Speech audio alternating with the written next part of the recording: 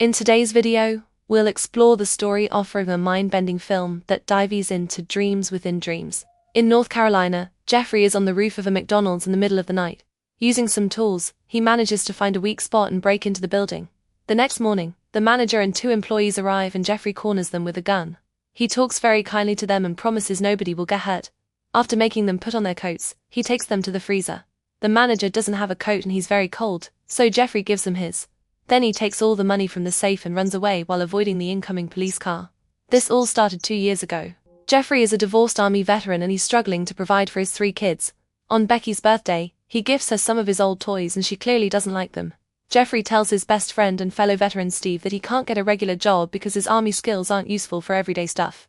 However, Steve points out that Jeffrey has an amazing power of observation that allows him to see stuff that other people don't. Later at the McDonald's, Jeffrey leaves the kids with their mother Talana and tries to promise he'll do better, but Talana doesn't believe in him anymore. After the family leaves, Jeffrey is disappointed to discover that Becky left her gift in his car. Then he stares at a repairman climbing on top of the McDonald's building and gets an idea. He goes inside and in just a couple of minutes, learns the employees' routines and all the details of how the business works. In the following years, Jeffrey robs 45 McDonald's using the same method. He cuts a hole in the roof to break in. Soon he becomes infamous for his crimes and the media nicknames him Rough Man. They also call him terrorizing, yet the robbed employees speak well of him. There's a sketch of him, but since he always wears a mask, they only know their height and build. Now Jeffrey can have a better life. He gets a nicer TV and great things for Becky's birthday, like a band, a fancy cake, and the bicycle she always wanted. All these changes in Rothman's description make Steve suspicious. Unfortunately, Becky's birthday party is interrupted by the arrival of the police, so a desperate Jeffrey starts running away. He jumps through all his neighbors' gardens and reaches the hill, only to trip and roll down. This allows the cops to catch him while Becky watches. After a quick trial, Jeffrey gets a sentence of 15 years. In prison, Jeffrey calls Becky and gets to say a few words, only to hear that Talana already has a new boyfriend. Talana refuses to talk to him and forces Becky to hang up, so Jeffrey never gets to talk to his kids again. He ends up tearing off Talana's face from the family picture he brought. Eventually, Jeffrey starts working at the prison shops and learns all the details of the workers' routines, especially the delivery truck. Once he has a plan in mind, he continues to work while making all the pieces he'll need to escape, like cutting a wooden board, welding some metal pieces, and modifying some clothes. One day, Jeffrey waits until the driver is back in the truck cabin and rushes to get his wooden board. He sneaks under the truck, inserts the board into the frame, and hides behind it. When the truck leaves the building, a guard uses a mirror to check under it, but Jeffrey is well hidden so he isn't seen and successfully escapes. After a few hours on the dirty road, the driver stops to relieve himself. Jeffrey uses the chance to come out and carefully sneak around the vehicle so he can run into the woods. There he gets rid of the prison jumpsuit, revealing other clothes underneath. He makes it to another road and hitchhikes a ride back to town. Outside his house, he watches Becky ride her bicycle, but he doesn't dare to approach her because he knows the cops will come. In the evening, Jeffrey calls Steve to ask for help to get out of the country. Steve tells him he's all over the news and to stay low for now. They can talk again in a month. At that moment, a police car stops nearby and Jeffrey looks around for ideas. There's a toy shop across the street, so he rushes inside with a shopping cart, pretending to be a client. After wandering for a while fake shopping, Jeffrey goes to the bathroom. By stepping on a toilet, he manages to reach the ceiling and hide behind a panel. A cop enters the bathroom to look for him but doesn't see him. Once the store closes, Jeffrey comes down into the office. He checks the security cameras to confirm he's alone and enters the main area, quickly noticing the position of the cameras. Jeffrey carefully sneaks around to avoid being recorded and uses a tool to reach some jars of baby food that he then eats in the office. He also watches the news to follow the police operation that is looking for him and gets offended when they say he's violent. Then he returns to the ceiling and spends the whole day there. The following evening, Jeffrey finds the manual for the security system and manages to pause the recording. Now he can run around the store all he wants. After getting tons of candy, he discovers that there's an empty space behind the bicycle display, so he cleans it before bringing some mattresses and food to make it his home. As days pass, Jeffrey continues to live in the toy store. He sleeps during the day while everyone is shopping without suspicion, and he comes out at night to entertain himself with the toys. Jeffrey gets clean clothes from the donation box and awkwardly washes his body in the bathroom. By watching the news, he keeps up with his case and learns that the police haven't given up on finding him yet. One night, Jeffrey discovers that the shop also sells baby monitors, so he installs them all over the shop and the office to spy on the employees. He watches how Lee asks her boss Mitch to have every other weekend off, explaining that she got divorced a few months ago and the custody situation is complicated. Sadly, Mitch turns her down and Jeffrey feels awful for her. Thanks to the baby monitor, Jeffrey learns Mitch's password and later uses it to access the shop's system so he can modify Lee's schedule. Eventually, the media and the cops lose all interest in Jeffrey, so he finally dares to come out to watch the fireworks on the 4th of July. The next day he modifies the lock on the emergency exit so he can come in and out at will. Riding one of the shop's bicycles, he finds a payphone and tries to call Steve. His girlfriend Michelle answers and says that Steve left for Afghanistan on a 6-month contract so he won't come back until December. Jeffrey leaves a message for him in code before calling his home, but he doesn't dare to talk because he can hear Becky having fun with her stepfather. Talana is suspicious of the silence and guesses it's Jeffrey, so she asks him not to call again or she'll tell the cops. Jeffrey has a breakdown after hanging up. That night, Jeffrey puts up a calendar to count the days until Steve returns. He's so frustrated that he starts hitting the toys. Sometime later Jeffrey hears Mitch accuse an employee of stealing candy, pointing at his big belly as proof. Lee immediately comes to her co-worker's defense while Jeffrey feels bad for getting the guy in trouble. That evening, he puts back all the candy he took. The next day Lee tells Mitch about a charity brunch at her church, hoping he could donate something for the toy drive. Mitch refuses to give away anything from the shop for free, not even the returns that they can't sell. After Lee leaves, Mitch throws her flyer in the trash. Feeling bad for Lee, Jeffrey decides to take some toys to the trash. He tries to leave the bag outside, but he's seen by a member of the community who forces him to stay for the whole service. Jeffrey can't stop staring at Lee while she sings with the choir. Afterward Jeffrey decides to stay for the charity brunch just for the food, since he's been eating nothing but baby food and candy.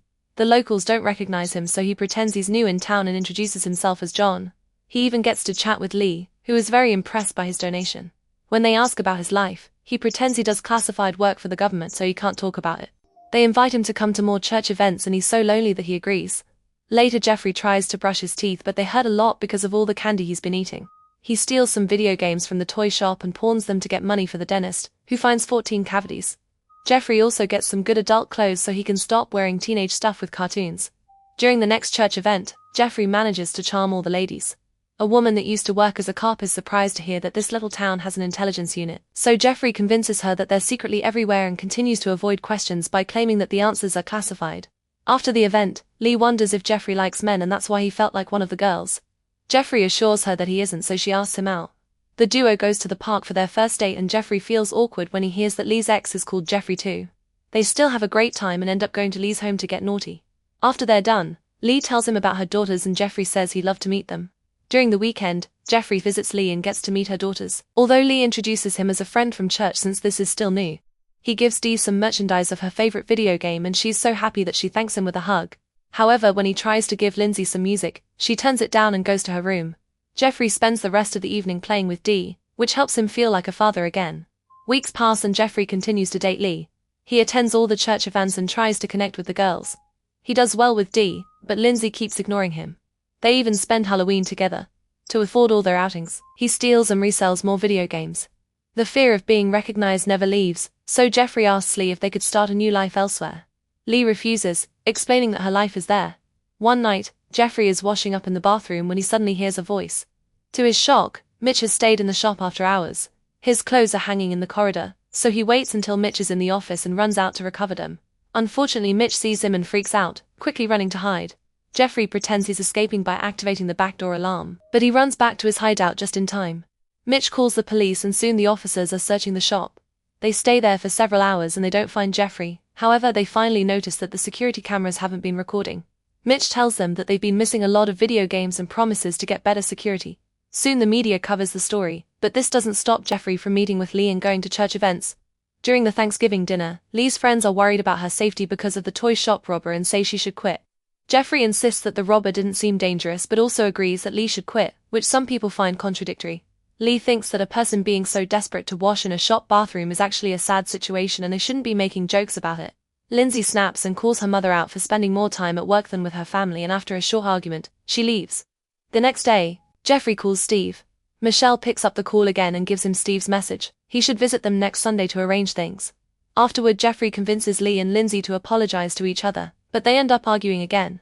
Since Lindsay is still angry that she can never leave the house because Lee won't drive her, Jeffrey agrees to teach the girl how to drive and they go to get her a car. During the testing run, Jeffrey impresses the girls by doing some crazy moves while driving very fast but Lee is terrified.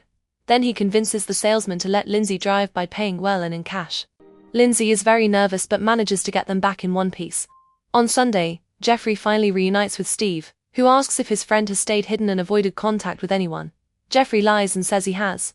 Michelle puts a wig on Jeffrey for a picture so they can make a new passport and Steve creates a whole fake backstory for him under a new name. To get Jeffrey out of the country they'll need $50,000, which he obviously doesn't have yet. He promises he'll get it anyway. Afterward, Jeffrey drives to his usual pawn shop and climbs on the roof to break in with his old methods.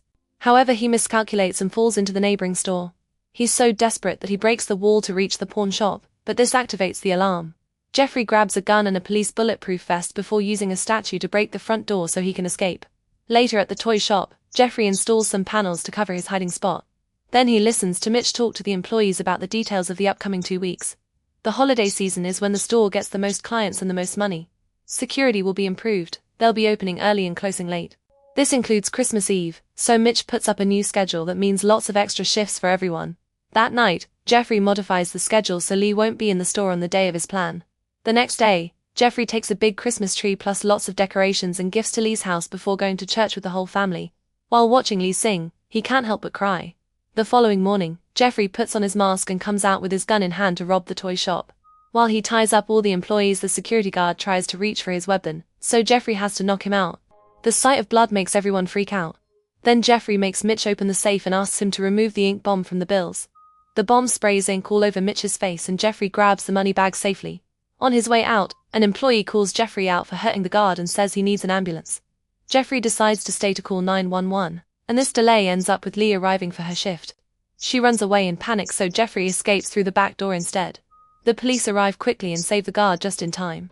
This time the investigation is more thorough, so the cops find Jeffrey's hiding spot in the shop. Lee is interrogated and explains she couldn't tell who it was because of the mask. Meanwhile, Jeffrey pays Steve for all the fake documents and plane tickets to leave tomorrow for Venezuela.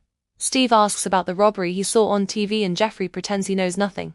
Michelle puts the wig on him while Steve explains he needs to get rid of any records he may have left behind. Jeffrey has no choice but to break into the dentist's office and burn it down. The next day, Jeffrey is driving to the airport when he gets a call from Lee. After lots of hesitation, he pulls over to answer. Lee invites him to her Christmas dinner and Jeffrey cries as he agrees to go. Moments later, Jeffrey shows up at Lee's home with some gifts. However, this turns out to be a trap and soon the police are surrounding him to arrest him. In the police car, Lee cries with guilt. Jeffrey is sent back to prison with a sentence of 32 years. He puts a picture of Lee's family next to his old one and has lots of time to think about all the pain and damage he's caused with his plans. Jeffrey starts attending a support group in prison and finally gets to call Becky again. The other prisoners want to know if he'll escape again, but Jeffrey has come to terms with his punishment. One day Lee visits him, so Jeffrey uses the chance to apologize. Lee admits she used to be angry, but now she sees their time together as an adventure she's grateful for. She apologizes for her part in his arrest and they hug. This is based on the real story of Jeffrey Manchester, who tried to escape 2 more times in 2009 and 2017. The real late has remarried and recently visited him for the first time since the incident. Jeffrey will be eligible for parole in 2036 and works as the prison librarian. And that's how this story comes to an end, a tale of love, loss, and redemption. Thanks for watching Film Fan Fiction. If you enjoyed this video, make sure to hit like, subscribe, and ring the bell icon so you never miss the next story. See you in the next video, where every movie tells a new story.